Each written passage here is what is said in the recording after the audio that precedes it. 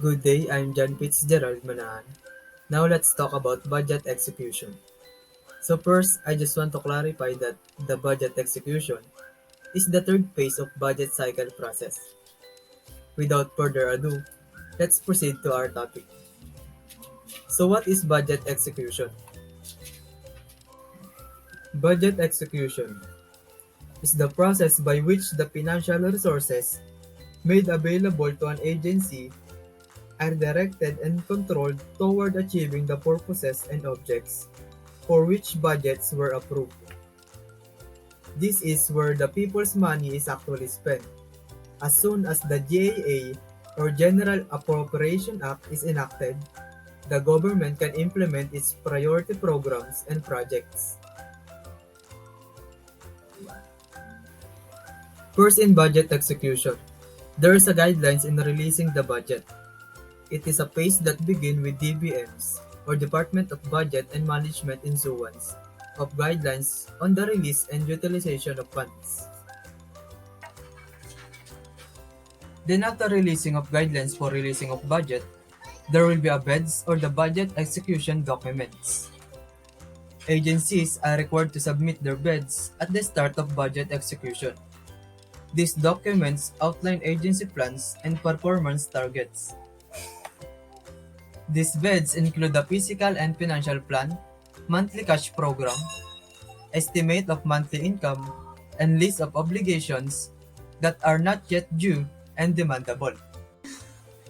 Then after that, let's proceed to the allotment and cash release programming, which is part of budget execution. The ARP of each agency correspond to the total amount of agency-specific budget under GAA, as well as automatic appropriations. A cash release program, or CRP, is also formulated alongside that to set a guide for disbursement level for the year and for every month.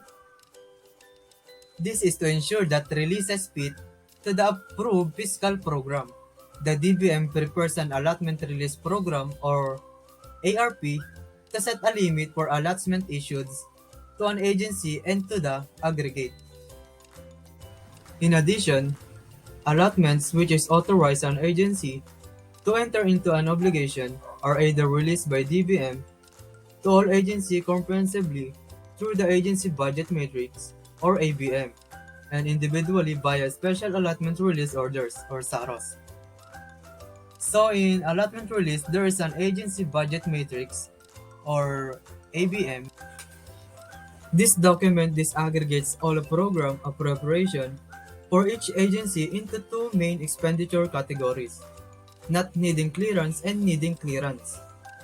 Specially release orders or SAROs are the items identified as needing clearance are those which require the approval of the DBM or the President.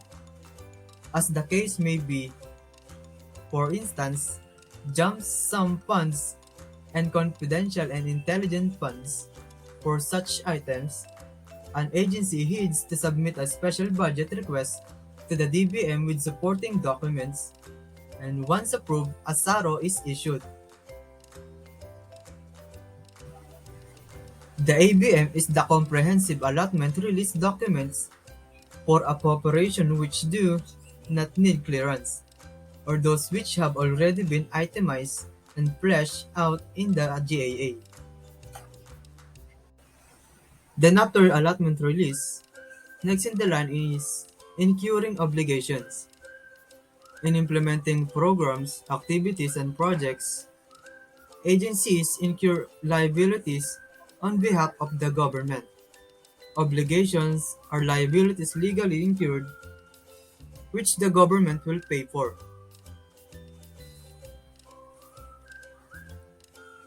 There are various ways that an agency obligates. For example, when it hires staff, an obligation to pay salaries, receives billing for the use of utilities, or enter into a contract with an entity for the supply goods or services. Then after incurring obligations, let's proceed to the cash allocations. To authorize an agency to pay the obligations it incurs, DBM issues a disbursement authority. Most of the time, it takes the form of Notice of Cash Allocations or NCA, and in special cases, the Non-Cash Availment Authority or NCAA and Cash Disbursement Ceiling or CDC. And for the Notice of Cash Allocation, this is a cash authority issued periodically by the DBM to the operating units of agency to cover their cash requirements. The NCA specifies the maximum amount of cash that can be withdrawn from a government servicing bank for the period indicated. The release of NCAs by the DBM is based on an agency submission of its monthly cash program and other required documents. So for cash allocation other disbursement authorities, in contrast to NCA, non-cash availment authority are issued to authorize non-cash disbursement. Cash disbursement ceiling or CDC are meanwhile issued to the department with overseas operations, allowing them to use income collected by their foreign posts for their operating requirements. Last is disbursement authority. This is the final step of the budget execution phase, where government monies are actually spent.